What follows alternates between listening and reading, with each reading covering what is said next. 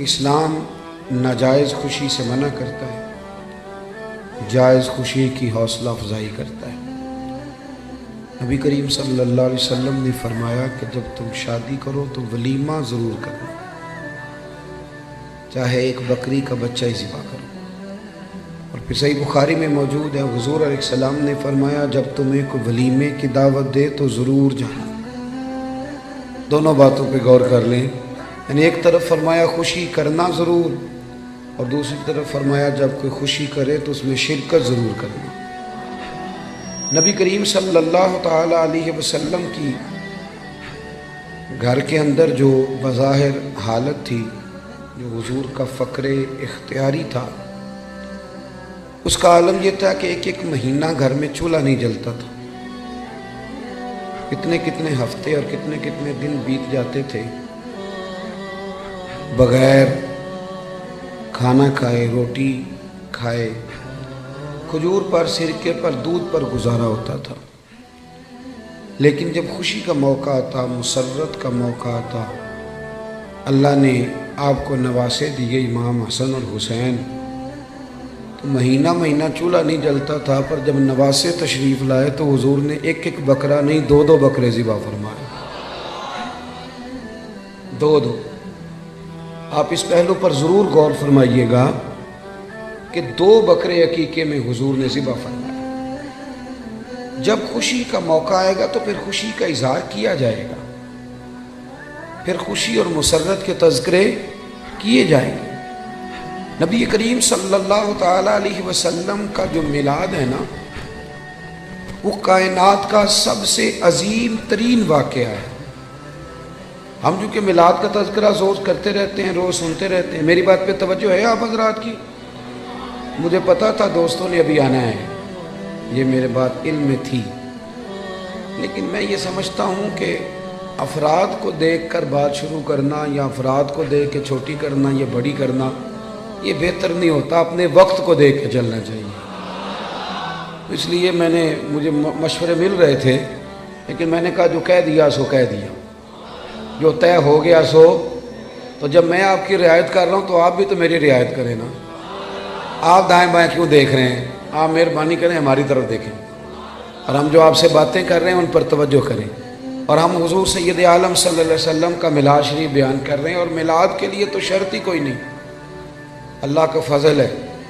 میلاد چونکہ ایمان کا تقاضا ہوتا ہے تو میلاد بندے دیکھ کے نہیں بیان کرنا چاہیے۔ 5 ہوں تو تب بھی ذکر مدینے والے کا ہی ہے، اور 5000 ہوں تو پھر بھی تذکرہ اسی محبوب کامل کا ہے۔ تو آپ میری بات پہ توجہ کریں گے، میں آپ سے کچھ باتیں عرض کر رہا ہوں۔ ہم لوگ چونکہ روز میلاد کے تذکرے سنتے ہیں، کرتے ہیں، روز ہمارے پاس ہر سال ربیع الاول شریف تشریف لاتا ہے، ہم اس واقعے کو اس طرح نہیں لیتے جس طرح کہ یہ شان والا اور عظمت والا واقعہ ہے۔ جو لوگ مکہ شریف میں رہتے ہیں نا، بیت اللہ شریف ان کے پاس ہے، وہ زیادہ عمرے نہیں کرتے، وہ نہیں زیادہ طواف کرتے، ان کو پتہ ہے کہ یہ قریب ہی ہے ہمارا۔ جس کے پاس کوئی چیز آ جاتی ہے نا، وہ اس انداز میں قدر نہیں کرتا جو قدر جس کے پاس نہ آئی ہو وہ کرتا ہے۔ میلاد شریف کو اگر آپ نے غور سے دیکھنا ہو تو آپ حضرت آدم علیہ السلام کا وہ قول دیکھیں، جب آپ نے بیٹے حضرت شیش علیہ السلام سے کہا تھا بیٹے سارا کچھ بھول جانا، پر آخری نبی کریم علیہ السلام پر درود و سلام پڑھنا نہ بھولنا۔ آپ نے اگر میلاد کی، میری بات پہ توجہ کریں، میری طرف غور کریں، اگر بات کی قدر و منزلت دیکھنی ہے میلاد کی تو آپ حضرت ابراہیم کی وہ دعا دیکھیں۔ ایک آدمی جب مزدوری کر لیتا ہے تو پھر وہ کہتا ہے کہ مجھے ملنی بھی چاہیے، اور اسلام کا قانون ہے کہ مزدور کا پسینہ خشک ہونے سے پہلے اسے اس کی مزدوری دے دی جائے گی۔ لیکن حضرت ابراہیم نے اپنے صاحبزادے سمیت بیت اللہ شریف تعمیر کیا، اور مزدوری کیا مانگی؟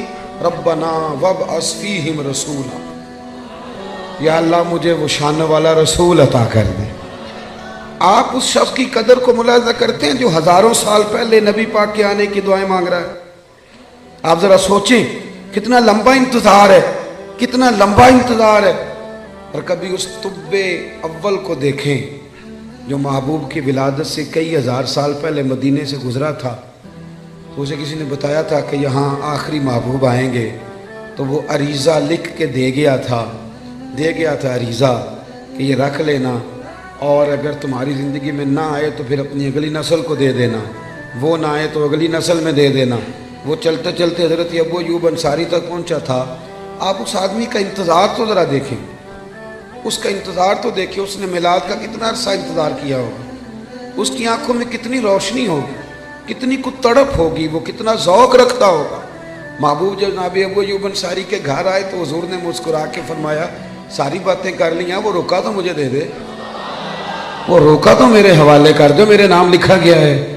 نبی کریم صلی اللہ علیہ وسلم نے ہر اس شخص کو، حضرت سلمان فارسی کہتے میں نے صدیوں کا سفر طے کیا، صدیوں کا۔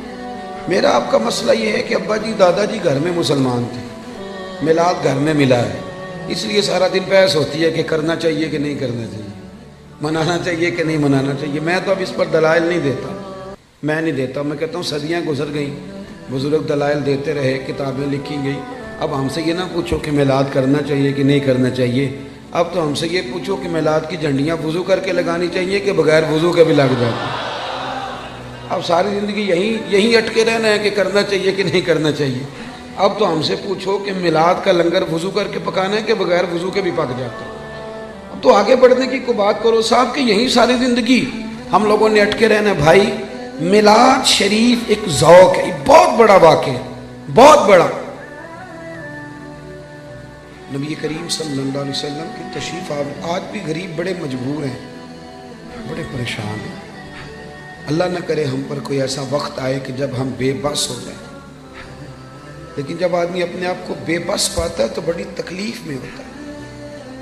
میں دعا کر رہا ہوں اللہ نہ کرے کوئی ایسا وقت آئے، لیکن یارو وہ بیٹی کتنی بے بس تھی، جو زندہ ہوتی تھی اسے اس کا باپ قتل بھی نہیں کرتا تھا، یعنی مارتا بھی نہیں تھا، بلکہ ویسے ہی گڑھا کھود کے نا تو زندہ کوئی، یہ کبھی آپ دیکھیں تو پرانے بادشاہ سزا دیتے تھے، زندہ لوگوں کو چنوا دیتے تھے، یہ بہت بڑی سزا ہوتی تھی۔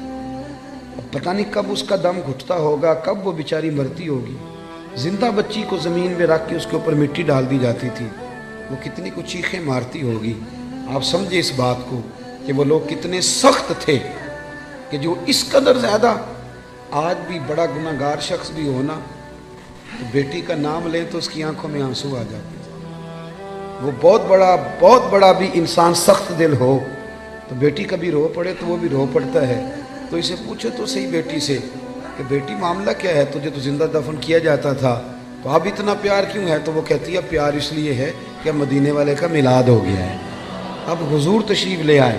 بھائی آپ اس بات کو سمجھیں، آج بھی جو کسی کا ملازم ہے وہ بڑا پریشان ہے، جو 2 لاکھ روپے ایڈوانس دے کے کسی کو رکھ لیتے ہیں وہ بڑا تنگ کرتے ہیں، اور سارے خاندان سے مزدوری کراتے ہیں۔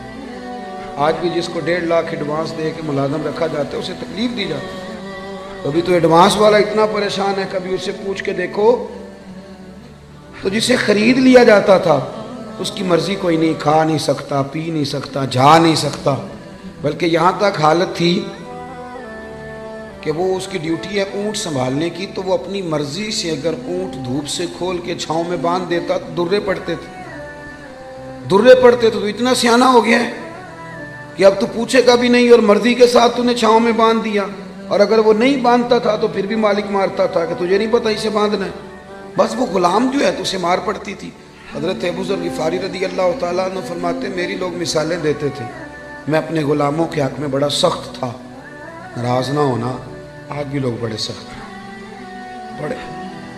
وہ جو ہمارے گھر میں برتن دھوتی ہے نا اس کو لوگ کام والی مائی کہتے ہیں، پڑھا لکھا آدمی کہتے ہیں کام والی بی بی آئی ہے کہ نہیں، صفائی والی بی بی آئی ہے کہ نہیں، باتیں ایک ہی ہیں، لیکن اگر اسے پھپھی کہہ لیا جائے تو اس کی عزت بڑھ جائے گی، اگر اسے خالہ کہہ لیا جائے تو اس کی عزت، بات ایک ہی ہے۔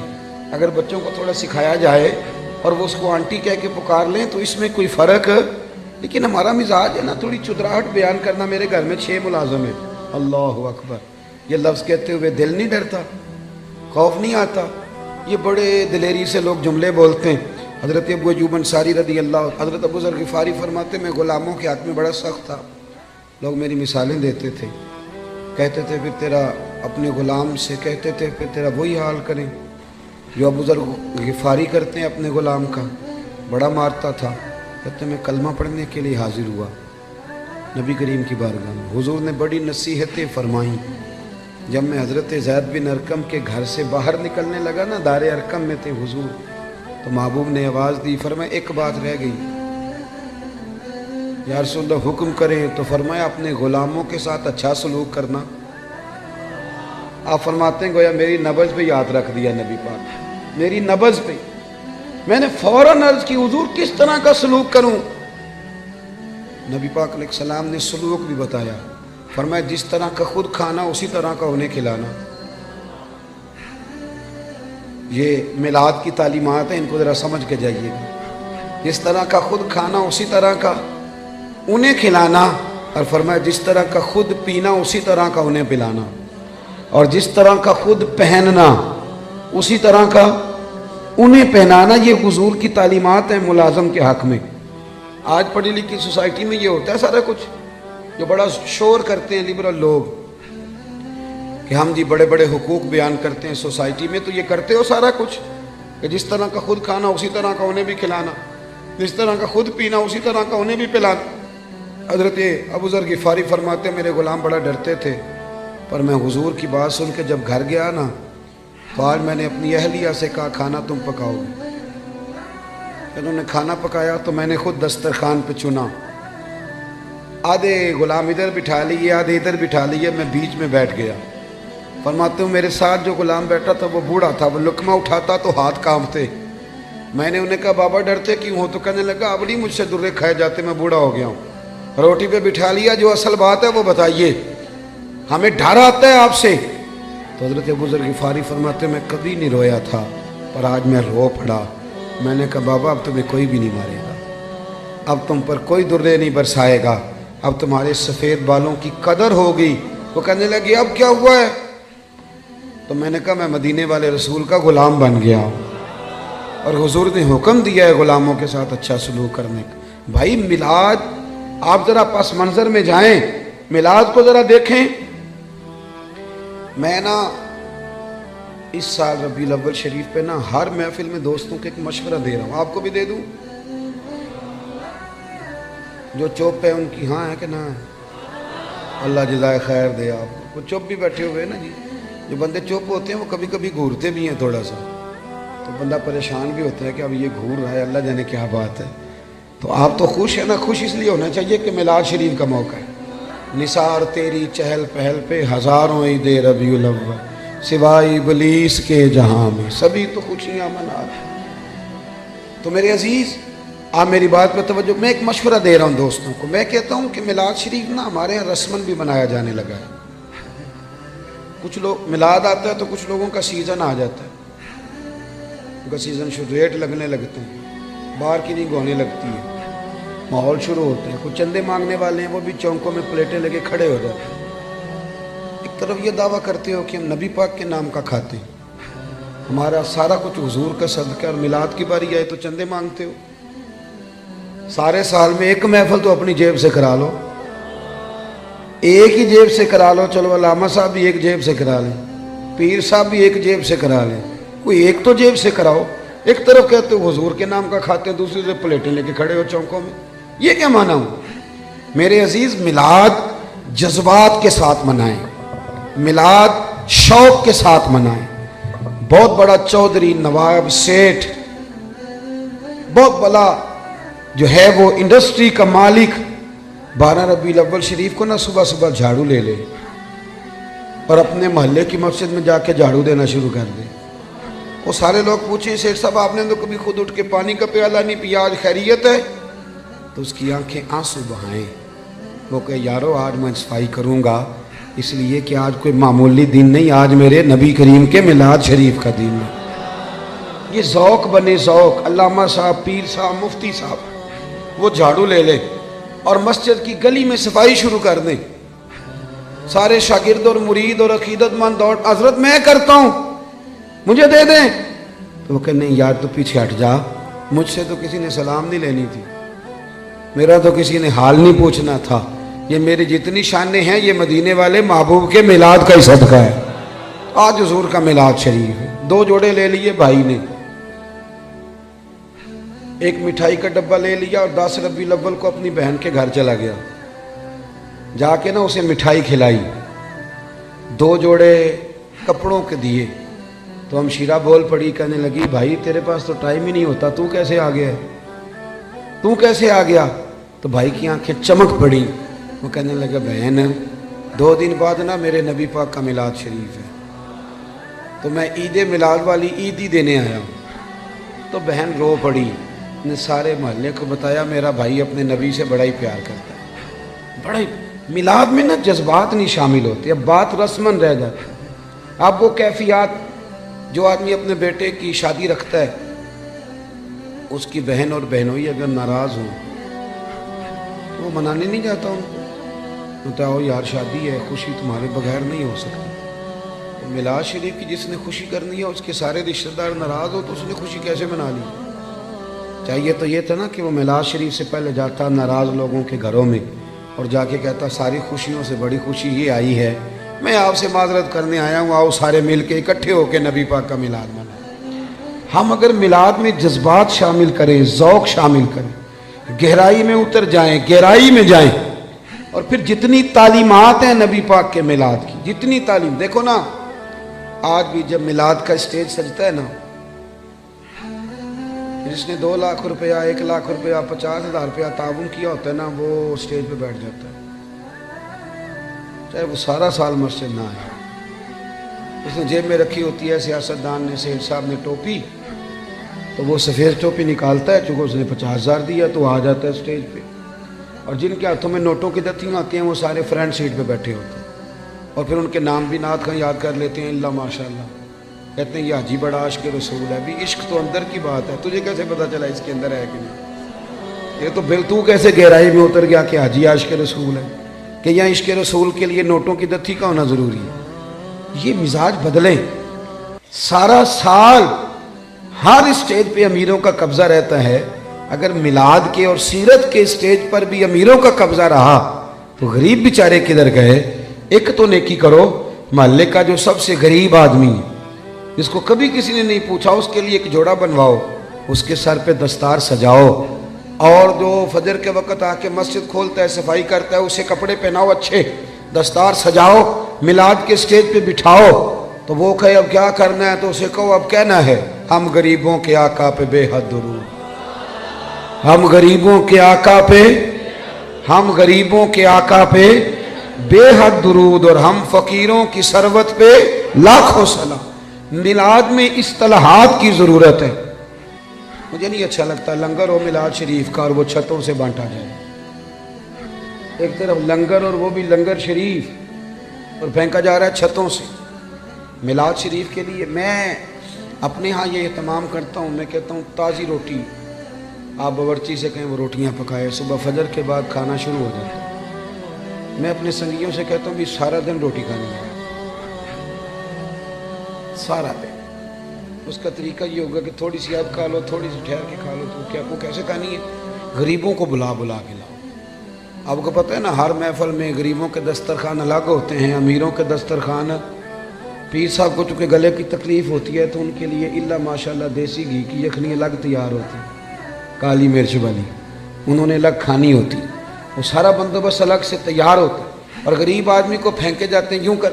یہ اعزاز نہیں. میری بات کی سمجھ آ رہی ہے؟ آپ مجھے بتائیں کہ آپ بیٹے کی شادی کریں تو شاپر پھینکیں گے، ڈبے پھینکیں گے، آپ چھتوں سے پھینکیں گے؟ آپ لوگ کہیں گے یہ کیا طریقہ ہے؟ آپ بٹھائیں لوگوں کو اور ان کے ساتھ خود بیٹھیں. سیٹھ صاحب، چودھری صاحب، علامہ صاحب، مفتی صاحب، پیر صاحب ویسے ہی غریب کے ساتھ بیٹھ جائیں گے نا تو روٹی آنے سے پہلے ہی آدھا پیٹ بھر جائے گا اس کا. وہ سمجھے گا مجھے عزت مل رہی ہے، مجھے وقار مل رہا ہے. میلاد کے موقع پر غریب کو بٹھال کے اللہ کرے کہ ہم یہ خوشی منائیں کہ آج روٹی میں اپنے ہاتھوں سے کھلاؤں گا. آپ کھانے ڈال ڈال کھلائیں، ان کو کھلائیں، ان کی خدمت کریں، اظہار مسرت کریں، شوق پیدا کریں. सियासता में रवायत है, हज़रत उतबान बिन मालिक रदी अल्लाह तआला अन्हु नाबीना सहाबी थे। मेरे नबी करीम अलैहिस्सलाम की खिदमत आली मरतबत में हाजिर हुए। अर्ज़ की या रसूल अल्लाह सल्लल्लाहु अलैहि वसल्लम, मेरा दिल करता है मेरे घर तशरीफ़ लाएं। साहिब नसीमुर रियाज ने ना एक बाब बांधा है शरह शिफा शरीफ में। वो फरमाते हैं कि जब तक नबी करीम अलैहिस्सलाम का शौक़ नहीं ना पैदा होता, सारी इबादतें फीकी रह जाती। क्या चीज़ जी? शौक़। नबी करीम अलैहिस्सलाम फरमाते हैं, रब फरमाता है जो मुझसे मिलने का शौक़ रखता है ना, अल्लाह फरमाता है मैं भी उससे मिलना चाहता हूँ। और जिसके दिल में कभी ख्वाहिश ना पैदा हुई कि मैं अपने रब से मिलूँ, रब भी उसकी मुलाकात को पसंद नहीं। ये शौक़ यानी हुजूर अलैहिस्सलाम का शौक़, महबूब के लिए एहतमाम, बंदोबस्त, ये ज़रूरी है। हज़रत उतबान बिन मालिक अर्ज़ करने लगे, या रसूलल्लाह कभी मेरे घर आए। तो नबी रहमत सैयद आलम सल्लल्लाहु अलैहि वसल्लम ने फरमाया कल ज़ोहर के बाद आऊँगा। कितने लोग आए? अर्ज़ की हुजूर ज़ोहर के नमाजी सारे ही आ गए। हज़रत अबू हुरैरा रज़ी अल्लाह तआला अन्हु फरमाते हैं ज़ोहर के नमाजी सारे पहुँच गए। आपने मुझसे नाराज़ नहीं होना, चूँकि आज आपने सुनने के बुलाया है, तो जो मैं सुना सकता हूँ वही सुनाना है ना। मैंने जो मुझे आता है वही सुनाना है ना आप हज़रात को। मेरा ये दावा है कि नारे सारे लोग ही लगाते हैं, लेकिन अपने अपने वक्त पे नारे। हज़रत अबू हुरैरा फरमाते हैं कि जब हम उनके घर गए तो वो नारे लगाने लगे। और नारे वो पता क्या लगाते थे? कहते थे लोगों ज़रा झांक के तो देखो, दुनिया में जो सबसे ज़्यादा इज्जत वाले हैं वो मेरे मेहमान बने हुए हैं। मुझे एक सेठ साहब कहने लगे, रात महफिल मिलाद थी, नात खानों ने और वाइज़ीन ने सोने नहीं दिया, आप ये न करें, गरीबों को दे दें। मैंने कहा सेठ साहब आप गए थे महफिल में? मैंने कहा नहीं। तो मैंने कहा पहले भी तो वहाँ गरीब ही खाने जाते हैं, अमीर कौन सा होता है उधर? अमीर तो जाता है जब MPA जलसा करे तब, उधर जब MNA का जलसा होता है तब जाता है। तो वहाँ तो पहले भी गरीब ही जाते हैं। तो और ना है किसी गरीब को अगर कोई रह गया तो वो हमें दे दो, हम उसे भी खिला देते हैं। वरना मिलाद की महफिलों में, और मैं सही कह रहा हूँ कि नहीं? और उसकी दलील है हमारे पास। नबी पाक अलैहिस्सलाम ने फरमाया मेरा दीन गरीबों में आया, गरीबों में रहेगा। और जब मैं क़यामत में जन्नत में जाऊंगा तो मेरे आगे पीछे दाएं बाएं गरीब लोग ही होंगे। तो ये तो तयशुदा बात है। तो आप मजीद किस गरीब की बात कर रहे हैं वो बता दें, आप उसको भी शामिल कर लेते हैं। दोस्त, नारे तो कोई ना कोई अपने अपने वक्त पे लगाता ही है। यारो सुबह इलेक्शन शुरू हो जाए तो जो आदमी बड़ा संजीदा है ना, बड़ा सियाना है, वो अपनी गाड़ी पे झंडा भी लगाएगा, उस पे पोस्टर भी लगाएगा, अपनी जेब से फ्लैक्सें भी बनवाएगा, फोटो भी लगाएगा, अपने दरवाजे के सामने दफ्तर भी खोलेगा और वहाँ वो खाने के बंदोबस्त भी करेगा। और जब रैली निकालनी होगी तो रैली भी निकालेगा, नारे लगाने होंगे तो नारे भी लगाएगा। वो अलग बात है कि इलेक्शन के 6 माह के बाद कहेगा ओहो भूल गया हो, गलत बंदे को वोट दे बैठा। लेकिन नारे सेठ साहब भी लगाते हैं, नारे वकाला भी नहीं लगाते? हाँ ना तो करें ना, नहीं लगाते तो मैं बताता हूँ लगाते हैं। सारे अपने अपने प्रोग्रामों पे नारे लगाते हैं, लेकिन 6 माह के बाद कहते हैं गलती हो गई, गलत आदमी के नारे लगा बैठे। और यारो छोड़ो, कब तक झूठों के नारे लगाओगे? हमारे साथ मिल जाओ। पहले दिन से सच्चे नबी के नारे लगा रहे हैं, एक दिन भी सजदा साफ नहीं करना पड़ा, एक दिन भी सजदा साफ नहीं, पहले दिन से लगा रहे हैं। और आला हज़रत फरमाते हैं हश्र तक डालेंगे पैदाइशे मौला की धूम, मिसले फारस नजद के कलए गिराते जाए। ओ भाई इधर आ जाएं, सच्चे महबूब। हज़रत अबू हुरैरा फरमाते हैं उन्होंने ना शोर करना शुरू किया, कहने लगे लोगों आओ देखो, जो सबसे ज़्यादा इज्जत वाले हैं वो मेरे मेहमान बने। फिर उन्होंने क्या किया? सारे मोहल्ले की दावत पकाई। नबी करीम अलैहिस्सलाम ने फरमाया हमें बुलाया तो अब बताओ करना क्या है? तो अर्ज़ करने लगे या रसूल अल्लाह सल्लल्लाहु अलैहि वसल्लम मेरे घर के किसी कोने में 2 रखते नमाज पढ़ दें, मैं जब तक जिंदा रहूँगा वहाँ सजदे ही अदा करता रहूँगा।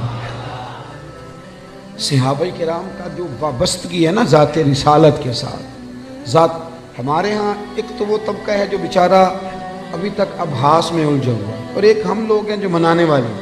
हमारा वो ज़ौक़, वो खूबसूरती, वो हुस्न, वो वारफ्ती یارو دیکھو نا، ایک میں ہوں جو کہہ رہا ہوں میلاد کرنا چاہیے، اور ایک وہ شخص ہے جو ریڑھی لگاتا ہے، مزدوری کرتا ہے بیچارہ، اور روزانہ 100 روپیہ بچاتا ہے، پھر وہ بچا کے پیسے جمع کرتا ہے، پھر وہ سال کے بعد کسی نعت خواں کو، قاری کو، کسی خطیب کو دعوت دیتا ہے، پھر وہ دریاں بچھاتا ہے، پھر حسب توفیق وہ روٹی پکاتا ہے، پھر وہ لوگوں کو پیغام دیتا ہے، نہ اس کی فوٹو آتی ہے، نہ وہ اسٹیج پہ بیٹھتا ہے، نہ اس کا اشتہار پہ نام آتا ہے، لیکن ایک بات تو پکی ہے نا کہ اس نے غربتوں میں رہ کے جب ذکر رسول کی بزم سجائی ہے تو یہ تو دعویٰ ہے نا کہ اس کی روح کا رشتہ ہے مدینے والے رسول کے ساتھ، اس کی روح کا رشتہ ہے۔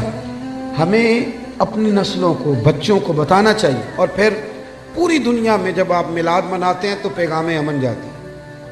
پوری دنیا میں ایک دفعہ میلاد کی جلسے کو معمولی نہ سمجھے، میری طرف دیکھیں، جب آپ میلاد مناتے ہیں تو میری طرح کا بالکل چھوٹا آدمی بھی ہو تو یہ تو وہ بتاتا ہے نا کہ حضور کے آنے سے پہلے بیٹیاں ذبح ہوتی تھیں، یہ تو وہ بتاتا ہے نا غلام بکتے تھے، یہ تو بتاتا ہے نا کہ ماں باپ کی کوئی قدر ہے۔ یہ ہر جگہ ہوتا ہے کہ نہیں ہوتا؟ ہر میلاد میں، بلکہ کئی لوگ شکوہ بھی کرتے ہیں، لو جی ہر سال وہی بات چھیڑ دیتے ہیں، تو میں کہتا ہوں یہی تو بات ضروری ہے چھیڑنی۔ ہر آدمی یہ ہر سال یہ بات بتلاتا ہے نا کہ غلام بکتے تھے، ہر سال ہر آدمی یہ بات کرتا ہے کہ ماں باپ منڈیوں میں بیچے جاتے تھے۔ تو جب آپ ربیع الاول شریف میں میلاد مناتے ہیں نا تو نبی پاک کی تعلیمات نئے سرے سے پوری دنیا کے اندر پھیلتی ہیں، نئے سرے سے۔ اور میں نے دیکھا ہے، میں نے ملک سے باہر بھی دیکھا کہ صرف ایک زبان میں نہیں، ہر زبان میں میلاد کے جب تذکرے چھڑتے ہیں، ہر زبان میں، تو پوری دنیا میں یہ پیغام جاتا ہے کہ یہ 12 ربیع الاول کے جو ایام ہے یہ پیغام امن کے ایام، یہ پیغام محبت کے ایام۔ یہاں عورتوں کے حقوق کی بات ہوگی، یہاں جانوروں کے حقوق کی بات ہوگی، یہاں ماں باپ کے حقوق کا ذکر ہوگا، یہاں پڑوسی کے حقوق کا ذکر ہوگا، یہاں بیٹی کی بابت بتایا جائے گا۔ ایک بات اور آپ سے کرنی ہے، اس پر بھی آپ نے خاص توجہ کرنی ہے۔ انسان کچھ چیزیں ایسی ہوتی ہیں جو اس کی تقریر سے ثابت ہوتی ہیں، اور کچھ چیزیں ایسی ہوتی ہیں جو اس کے عمل سے ثابت۔ ہمارا زمانہ نا تیز لوگوں کا زمانہ ہے، لوگ آگے بڑھ کے نا اپنا بتانا چاہتے ہیں، اپنا بتانے سے بات نہیں بنتی، عمل کرنے سے بات بنتی۔ میں اپنے دوستوں کو اکثر مشورہ دیتا ہوں کہ کبھی کسی کو شیشے میں اتارنے کی کوشش نہ کرنا۔ اگر تم نے کسی کو شیشے میں اتارا تو دنیا بڑی تیز ہے، وہ تمہیں شیشے میں اتار لے گا، مت کوئی ایسا کام نہ کرنا۔ اخلاص حسن ہے زندگی کا، اخلاص والے لوگ اداکار نہیں ہوتے، وہ جو ہوتے ہیں وہ اصل ہی ہوتے ہیں، وہ جو ہوتے ہیں وہ اصل ہوتے ہیں، ان میں کوئی اداکاری نہیں ہوتی۔ میلاد شریف کا عنوان اور میرے نبی کریم صلی اللہ تعالی وسلم کی تشریف آوری، اس نے دنیا سے ہر ملمہ سازی کو دور کر دیا اور احساس، اخلاص، ان چیزوں کو بیدار کر دیا۔ حضور کے آنے سے پہلے رشتے سارے ہی تھے، ماں بھی ہوتی تھی، باپ بھی ہوتا تھا، بہنیں بھائی سب رشتے ہوتے تھے، رشتے تھے، ان میں احساس نہیں تھا۔ اگر میلاد منانے والے میں احساس ہی نہ ہو اور وہ دعویٰ اونچا کرے، احساس ہی نہ ہو، وہ بالکل دنیا داری کرے، میلاد تو احساس کا نام ہے نا، حضور نے احساس دیا، احساس۔ ہمارے یہاں کچھ رشتے ایسے ہوتے ہیں جن کا تذکرہ لوگ کرتے نہیں، شرماتے ہیں، جیسے میاں بیوی کا رشتہ ہے، اس انداز میں ماں باپ کے حقوق بیان کیے جاتے ہیں، اولاد کے کیے جاتے ہیں، اس رشتے میں بہت سارے لوگ بات کرتے ہوئے جھجکتے ہیں، حالانکہ یہ وہ رشتہ ہے جسے اللہ نے اپنی نشانیوں میں سے نشانی قرار دیا۔ نبی کریم علیہ السلام نے اس رشتے کا اتنا احساس بیان کیا۔ حضرت عائشہ صدیقہ رضی اللہ تعالیٰ عنہ فرماتی ہیں حضور گھر میں نا اکثر اپنی پہلی زوجہ سیدہ خدیجہ الکبریٰ رضی اللہ تعالیٰ عنہ کا ذکر چھیڑ دیتے تھے، اکثر مجھے رشک آتا تھا، میں ناز کرتی تھی، کیا بات ہے خدیجہ کی کیسے مقدر ہے، کہ ان کے وصال کو زمانہ بیت گیا اور حضور ذکر کرتے ہیں۔ کہتی ہیں میرا دل تھا کبھی حضور سے پوچھوں گی۔ ایک دن نا نبی کریم علیہ السلام گوشت لائے اور مجھ سے فرمایا کہ آج تک گوشت پکاؤ۔ کہتے ہیں وہ گوشت میرے سامنے ہے، میں صاف کرنے لگی تو محبوب کریم علیہ السلام نے فرمایا ذرا شوربہ زیادہ کرنا۔ میں نے کہا یا رسول اللہ صلی اللہ علیہ وسلم کچھ مہمان آئیں گے، تو تو حضور فرمانے لگے نہیں، مجھے پتہ چلا ہے مدینے میں نا خدیجۃ الکبریٰ کی کچھ سہیلیاں آئیں، تو تم شوربہ زیادہ پکانا، میں کچھ سالن انہیں بھی بھیجوں گا۔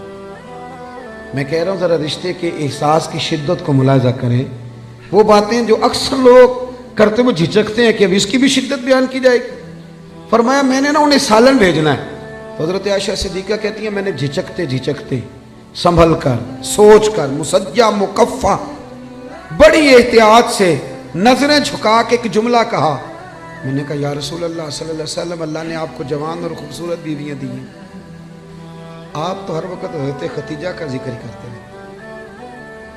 کہتی ہیں میں نے تو بات کر دی اور میں خاموش ہو گئی، اب میری جرت نہیں تھی کہ نظر اٹھا کے دیکھوں چہرہ نور کا رنگ کس طرح کا ہے، جھجک رہی تھی۔ پوری ہمت کر کے میں نے ذرا نظر اٹھائی تو حضور کے چہرے پہ جلال تھا۔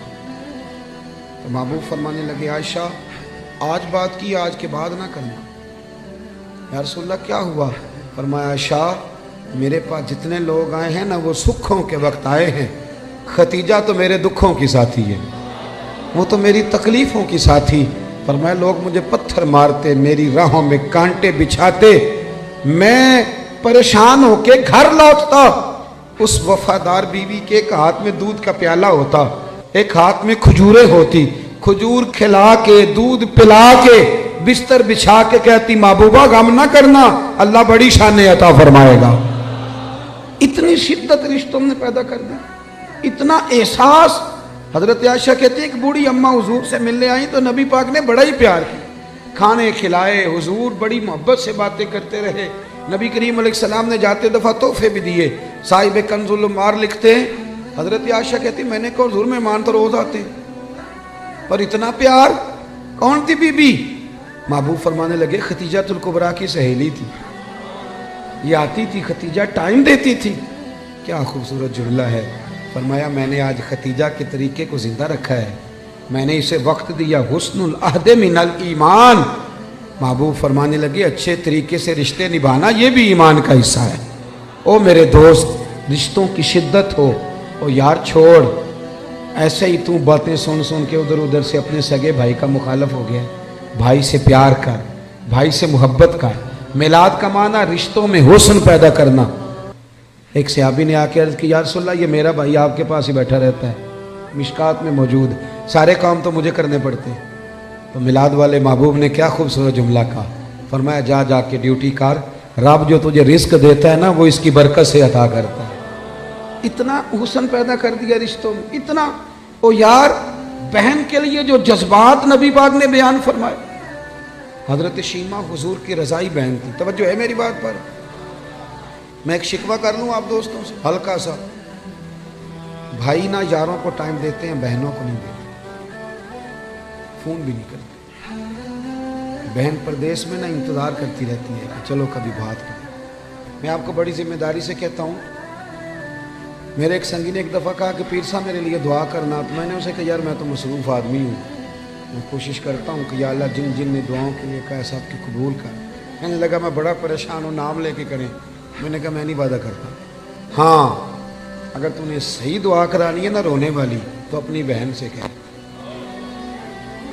وہ تو اشارہ دے جا کہ میرے لیے دعا کرنا تو مسلح بھگو دے گی رات کو رونا، ہاں بیٹی سے کہہ، اور اگر بہت جلدی قبول کرانی ہے تو پھر اپنی اماں کے کان میں کہہ، پھر دیکھ تیرے لیے کس طرح دروازہ کھلتا ہے۔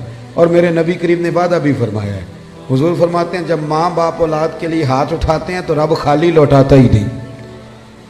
حضور نے نا یہ احساس، لیکن نا آج لبرل لوگ کھڑے ہوتے ہیں تو وہ کہتے ہیں جی اسلام نے جی بہنوں کا حصہ آدھا رکھا ہے اور بھائی کا ڈبل رکھا ہے۔ میں کہتا ہوں تم نے دین سیکھا ہی نہیں، ہمارے پاس آؤ ہم تمہیں بتائیں۔ بیٹی کا حصہ زیادہ ہے بیٹے سے، کہتے ہیں یہ تو ڈبل ہے۔ اور میں نے کہا خدا کے بندے عورت کا حصہ سنگل ہے، پر یہ بتاؤ اس کے ذمہ کوئی حق ہے؟ بچوں کا نان نفقہ ماں کی ذمہ داری کے باپ کی، بیوی کا نان و نفقہ اس نے دینا ہے، بچوں کی پرورش خاوند نے کرنی ہے، ماں باپ کی ذمہ داری کس نے اٹھانی ہے؟ عورت کا حصہ سنگل ہے، ذمہ داری کوئی بھی نہیں، وہ سارا اس کے پاس بجٹ ہی بجٹ ہے، وہ لگا دے تو اس کی مہربانی، خرچ کرے تو اچھا، ورنہ اس کے ذمہ کوئی حق نہیں ہے سوائے اس کے کہ زکوٰۃ فرض ہو جائے یا حج فرض ہو جائے یا قربانی واجب ہو جائے، اس کے ذمے کوئی حقوق، مرد کا حصہ ڈبل ہے، پر ذرا اس کی ذمہ داریاں تو دیکھ۔ وہ میری طرف دیکھ کے خوش ہونے لگا، کہنے لگا صاحب آج تو آپ نے رخ ہی بدل دیا بات کا۔ اور میں نے کہا آپ دور بیٹھ کے باتیں سنتے ہیں نا، آپ کبھی قریب آئیں، جتنا جتنا میرے محبوب کا دین پڑھتے جاؤ گے نا، میرے محبوب کے غلام بنتے جاؤ گے، گدائی کرتے جاؤ گے رسول کریم۔ حضرت شیمہ حضور کی رضائی بہن تھی، حضرت حلیمہ سعدیہ کی بیٹی۔ ان کے قبیلے پر مسلمانوں نے باقاعدہ حملہ کیا، گرفتار ہوئے لوگ، اور بڑی سخت جنگ لڑی مسلمانوں۔ یہ جب آئی نا مدینے تو حضرت ابو ہریرہ کہتے ہیں آگے کہنے لگی میری نا اپنے نبی کریم علیہ السلام سے ملاقات کراؤ۔ تو میں نے بی بی کا دوپٹہ دیکھا تو پرانا تھا، میں نے حالت دیکھی تو اس کی پرانی تھی، سادے کپڑے۔ کہنے لگی کراؤ نا میری ملاقات۔ اللہ اکبر، 2-3 دفعہ کہا تو میں نے کہا تم کون ہو؟ کہنے لگی جا کے نا تو محبوب کی بارگاہ میں عرض کرو کہ یا رسول اللہ شیمہ آئی ہے، کان میں کہو۔ حضرت ابو ہریرہ کہتے ہیں کہ میں اس کی باتیں سن رہا تھا، مجھے یقین نہیں تھا، میں نے کہا یہ بی بی کس طرح بول رہی ہے؟ یہ اعتماد اگر ہوتا ہے تو صرف بہن کو ہی ہوتا ہے، یہ رنگ اسی کا ہوتا ہے۔ کہتے ہیں میں گیا اور میں نے جا کے حضور کے کان میں کہا یا رسول اللہ ایک بی بی یہ سادے سے کپڑے جو لوگ گرفتار ہو کے ان میں آئی، کہتی میرا نام شیمہ ہے۔ حضرت ابو ہریرہ کہتے ہیں محبوب نے تو دونوں مقدس آنکھیں کھول کے میری طرف دیکھا، فرمایا شیمہ یا رسول اللہ۔ ہاں۔ کہتے ہیں حضور اتنی تیزی سے اٹھے کہ چادر مبارک منبر پہ رہ گئے۔ محبوب گھر لے گئے، کہا عائشہ کو بھی بلاؤ، فاطمہ کو بھی بلاؤ، سودا اور حفصہ کو بھی بلاؤ، میری ہمشیرہ آئی ہے۔ کھانے بننے لگے، خدمتیں ہونے لگی۔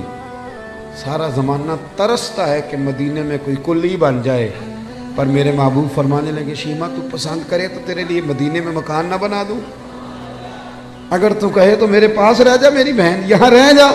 حضرت عائشہ کہتی میں رو رہی تھی کہ محبوب اتنا پیار، اتنی محبت، وہ رضائی بہن کے ساتھ۔ میلاد تو احساس کا نام ہے، تیرے اندر احساس ہی نہ ہو اور تو خالی نعرے لگا کہ گھر لوٹ آئے، تو تو میلاد کو کیا سمجھا؟ تو مقصد تک کیسے پہنچا؟ میرے عزیز غور کرے۔ حضرت شیمہ کہنے لگی نہیں میں نے واپس جانا، اور میں ٹھیک ہے میں تیاری کرا دیتا ہوں۔ کہنے لگی اکیلی نہیں جاؤں گا، میرا جتنا قبیلہ گرفتار ہوا ہے سارا آزاد کرے۔ حضرت عائشہ کہتی ہیں پہلے جتنی بھی باتیں ہوتی تھی مشورے سے ہوتی، صحابہ کو بلایا جاتا، مشورہ کیا جاتا، لیکن ادھر بہن کے لب ہلے آزاد کر دیں، ادھر حضور نے مشورے نہیں لیا، فرمایا جا سارے ہی آزاد ہو، بغیر مشورے۔ احساس کا نام میلاد ہے، تھوڑا احساس۔ آپ یقین کریں کبھی کبھی بڑی دقت ہوتی ہے، محافل میلاد میں بڑی دقت ہوتی ہے، یار آپ احساس ہی نہیں کرتے، آپ سمجھ نہیں رہے چیزوں کو کہ یہ کس قدر خوبصورتی کا موقع ہے۔ پوری دنیا کے احساس کا پیغام اگر دیا جا سکتا ہے تو میلاد شریف کے نام پر دیا جا سکتا ہے، میلاد النبی کے نام پر۔ ایک بات اور کرتا ہوں بات سمیٹنے سے پہلے، حضرت ام ایمن رضی اللہ تعالیٰ، یہ حضرت عبداللہ جو محبوب کے والد گرامی ہیں، حضرت عبداللہ رضی اللہ تعالیٰ عنہ کی آزاد کردہ کنیز، حضرت آمنہ کی بھی انہوں نے خدمت، نبی کریم کو دودھ بھی پلایا۔ مکہ مکرمہ سے ہجرت کر کے لوگ مدینے آئے تو یہ بھی آئی تھی، تو جن لوگوں کو نبی پاک صلی اللہ علیہ وسلم نے بھائی بھائی بنایا تو انہوں نے پھر اپنی جائیدادیں آدھی دے دی تھی، آپ نے سنی ہوئی یہ بات۔ حضرت ام ایمن کو بھی ایک باغ ملا، جب خیبر کے علاقے فتح ہو گئے، بنو نذیر بنو قریظہ کی جائیدادیں آ گئیں، تو نبی پاک صلی اللہ علیہ وسلم نے صحابہ سے فرمایا کہ یہ جو مہاجر ہونا اب یہ تم جائیدادیں لے لو اور اپنے انصار بھائیوں کی زمینیں واپس کر دو۔ سب نے واپس کر دی۔ حضرت ام ایمن کو ایک باغ ملا ہوا تو حضور نے فرمایا آپ بھی واپس کر دیں، بوڑھی تھی، رضائی والدہ تھی، آپ بھی واپس کر دیں۔ کہنے لگی میں تو نہیں کرتی، میں تو نہیں کرتی۔ اب نبی پاک کو کوئی انکار کر سکتا ہے؟ میں نہیں کرتی، مجھے تو پیار ہو گیا۔ حضرت عائشہ صدیقہ رضی اللہ تعالیٰ نے کہنے لگی ام ایمن آپ حضور کو انکار کر رہی؟ محبوب فرمانے لگے عائشہ آپ بیچ میں نہ بولیں، میں جانوں اور ماں جانے۔ حضرت عائشہ کہتی ہیں میں اس حسن کے قربان جاؤں، حضور منا رہے ہیں نبی کریم، اللہ کرے آپ کو سمجھ آئے۔ یہ جوان بچوں کو میری بات، کبھی کبھی اماں کو منایا کرو، اور یار کبھی کبھی والد سے کہا کرو کہ ابا جی بیٹھو موٹر سائیکل پہ، سردیوں کے کپڑے نہ لے کے آئے۔ کبھی کبھی اماں سے کہا کرو کہ اماں جی آج میرا دل کرتا ہے، میری مرضی کا کھانا بناؤ اور کھانا نہ میرے آنے تک دونوں مل کے کھائیں. اس احساس کا نام میلاد ہے. نبی کریم صلی اللہ علیہ وسلم جناب ام ایمن کو منانے لگے, اماں دے دے, سب نے دے دیا. کہنے لگے مجھے پیار بڑا ہو گیا, اتنے سال بیت گئے, مجھے اس باغ سے پیار ہے. حضور حضرت ام ایمن کو ساتھ لے کے گئے, پہلے ایک باغ دکھایا, کہنے لگی میں نہیں یہ لیتی, پھر دوسرا دکھایا, یہ بھی نہیں لیتی, چوتھا باغ دکھایا تو کہنے لگے یہ ملے تو میں دے دوں گی. محبوب فرمانے لگے الحمدللہ الحمدللہ, انصاری کا باغ بھی واپس ہو گیا ہے اور میری اماں بھی راضی ہو گئی. دونوں بات تھوڑا سا نا پیار. آپ یقین کریں اس طرح لڑتے ہیں لوگ چوکوں اور بازاروں میں, اتنی گھٹن ہے اور بڑے پریشان ہیں لوگ, بڑی دقت ہے. وجہ صرف اتنی ہے کہ وہ جو احساس ہے نا کہ میں ہوں اور اس کے بعد پھر دوبارہ میں ہوں, یہ کبھی ختم ہو جائے نا. اور سب نے کوئی نہ کوئی بات اوڑھ لی ہے. میرے بھی ذہن میں آ گیا کہ میں پیر صاحب ہوں, میرے بھی تو مرید ہیں نا, میں بھی ایک ادارے کا صدر نشین ہوں, مجھے بھی ماننا چاہیے. اس سے تھوڑا نکل آئیں, تھوڑا احساس پیدا کریں, عزت دینی شروع کر دیں. اب یقین کریں معاشرے میں ہر بندہ باعزت ہو جائے, پیار کرنا شروع کر دیں. آپ یقین کریں معاشرے سے ساری نفرتیں ختم ہو جائیں. آپ ایک دوسرے کو خوشبو بانٹنی شروع کر دیں. یقین کریں ہر تعفن, ہر بیماری دور ہو جائے گی. ہمسائے کا دروازہ صاف کرنے کا ارادہ کر لو, اللہ کریم ہمارے گھروں کو بھی صفائی عطا کر دے گا. میں اپنے دوستوں سے کہا کرتا ہوں, ایک صاحب ایک دفعہ آئے, کہنے لگے بڑے علاج کرائے, بڑے تعویذ لیے, لیکن اللہ نے اولاد نہیں دی. تو میں نے کہا یار اگر نہیں نہ دی تو پھر اللہ کی حکمت ہے. بھائی کے بچے ہیں, بہن کے ہیں, کہنے لگے ہیں. تو میں نے کہا ان کو اپنے بچے سمجھ لو, وہ تو اپنے ہی بچے ہیں نا. احساس کی بات ہے نا, آپ احساس کر لیں.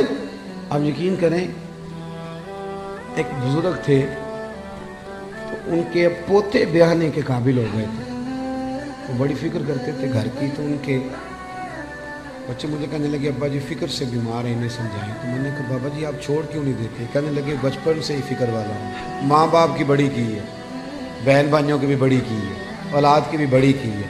جب تک زندہ ہوں فکر ہی کرتا رہوں. میرا دل کرتا ہے میری زندگی میں پوتے پوتیاں بھی اپنے اپنے گھر والے ہو جائیں. تو اگر تو احساس ہو گیا تو پھر تو بڑی بات ہے, نہ ہوا تو نہ ہوا. اپنی زندگی میں شعور لائیں. اگر ہم تھوڑا تھوڑا تھوڑا تھوڑا کر کے میلاد کو اس کے حسن کے ساتھ سجانے لگے, پیار کرنے لگے, اور کم از کم یہ سارے دن ہی ہمارے درود و سلام میں گزر جائیں, یہ سارے دن. اور اگر 12 ربیع الاول شریف کو بھی کسی نے 5 نمازیں نہ پڑھی تو پھر شکوہ کرنے والا شکوہ تو کرے گا نا, اور صحیح کرے گا کہ وہ نماز جس کے بارے میں نبی پاک نے فرمایا نماز پڑھو گے تو میری آنکھیں ٹھنڈی ہو جائیں گی. تو میں نماز پڑھ کے بھی تو انسان نبی کریم کو راضی کرتا ہے نا. بہت ساری چیزوں کو آپ حدود میں لائیں. آپ کے شہر کا مجھے نہیں پتا, میں نے اپنے شہر میں دوستوں سے ہاتھ باندھ کی گزارش کی, ہاتھ باندھ, باقاعدہ ہاتھ باندھ کی. میں نے کہا تھا مہربانی کرو عورتوں کو ماڈل دیکھنے نہ لانا, ہم پہ رحم کھاؤ. یہ کون سا میلاد ہے کہ آپ بیویوں کو موٹر سائیکل پہ بٹھائیں اور بے پردگی کرے رہتے؟ یہ کون سا میلاد ہے؟ مہربانی کریں. اور کسی اگر میلاد میں کوئی غیر شرعی حرکت ہوتی ہے تو یاد رکھنا وہ میلاد سے حضور راضی نہیں ہوں گے, بلکہ نبی کریم علیہ السلام گریبان تھامیں اور سوال کریں گے کہ میرے نام پر یہ دھما چوک بھی, اتنا بڑا ظلم. مہربانی فرمائیں, بالکل دائرہ شریعت کے اندر بالکل. اور میلاد میں وہی کام کریں جو ہمارے بزرگوں نے ہمیں دیے. سب سے پہلے تلاوت ہوتی ہے, اس کے بعد نعت شریف کے بعد بیان, اور بیان کے بعد سلام, اور سلام کے بعد. اور آپ کسی کے سامنے یہ والا میلاد پیش کریں گے تو میں ذمہ داری سے کہہ رہا ہوں کہ اس میں سے کوئی چیز ایسی نہیں جس کو کوئی ناجائز کہہ سکے. نہ قرآن پڑھنا ناجائز ہے, نہ نعت پڑھنا, نہ تقریر کرنا ناجائز ہے, نہ محبوب پہ درود و سلام بھیجنا, کوئی ایسی چیز نہیں. لیکن بہت اندر رہ کے, اور وہ جو لوگ سیاستدانوں کے نعرے لگاتے ہیں اور سیٹھوں کے جلسوں میں جاتے ہیں, ان سے بھی میری گزارش ہے کہ اگر وہاں کے لیے وقت نکل سکتا ہے تو پھر مہربانی کرنا میلاد کے جلوس میں بھی سب سے اول صفوں میں نظر آنا, اول صفوں میں نظر آنا, اور میلاد کی محفلوں میں بھی ذرا آگے آگے دکھائی دینا. دعا کرتا ہوں جو میں کہہ سکا اللہ قبول فرما لے, جہاں ہم بھول گئے اللہ ہم سے درگزر فرمائے. اللہم صلی علی سیدنا و مولانا محمد معدن الجود والکرم وعلیہ وبارک وسلم. اللہ ہمارا حاضر ہونا قبول فرما, دین کے کاموں میں اخلاص عطا فرما, रियाकारी, बनावट, तसन्नो, ज़ाती शोहरत, ज़ाती मुफादात से महफूज फरमा। हमारे गुनाह माफ़ फरमा, हमारी गलतियों से दरगुजर फरमा। अल्लाह नफ़े वाला इल्म अता फरमा, इखलास वाला अमल नसीब फरमा। महबूब के मिलाद का सदका उम्मत मुस्लिमा के हक़ में रहमत वाले फ़ैसले फरमा। 80 लाख कश्मीरी जुल्म की चक्की में पिस रहे हैं, मालिक उनकी मदद फरमा। सालों बीत गए और बर्मा के मजबूर अभी भी खैमों में रहते, अल्लाह उनकी मदद फरमा। फ़लस्तीन का लोग ज़िक्र करना ही छोड़ गए, अल्लाह उन बेटियों पे रहम फरमा। इराक़ पे, अफ़गानिस्तान, लीबिया पे रोज़ बम बरसते, अल्लाह महबूब करीम की तशरीफ़ आवरी का सदका उम्मत के हाल पे रहम फरमा। पाकिस्तान को इस्तेहकाम अता फरमा। नबी करीम अलैहिस्सलाम की शरीयत का यहाँ निफाज फरमा। निज़ाम मुस्तफ़ा अलैहिस्सलाम की ठंडा सवेरा हमें अता फरमा। मेरे जिन दोस्तों ने ये खूबसूरत बंदोबस्त किया है, अल्लाह उनकी दुनिया भी संवार दे, आखरत भी संवार दे। अल्लाह उनके हाल पे रहम फरमा दे, हर परेशानी और आजमाइश से बचा। कितनी तादाद में दूर व नज़दीक से अहबाब तशरीफ़ लाए, अल्लाह तेरे लिए, तेरे महबूब के लिए बैठे, हमारा बैठना मकबूल फरमा। बीमारों को शिफा दे दे, मकरूज़ों को कर्ज़ों से रिहा कर दे, जो तंग दस्त हैं उन्हें वुस्अत रिज़्क़ दे दे। अल्लाह यहाँ जितने लोग बैठे, जिसके दिल में जायज़ आरज़ू है, अपने फ़ज़ल से पूरी फरमा दे। रब्बिग़फ़िर वरहम व अंत खैरुर राहिमीन। अल्लाह बिलखुसूस दुआ करते हैं, ट्रेन के हादसे में जो लोग ज़ख्मी हैं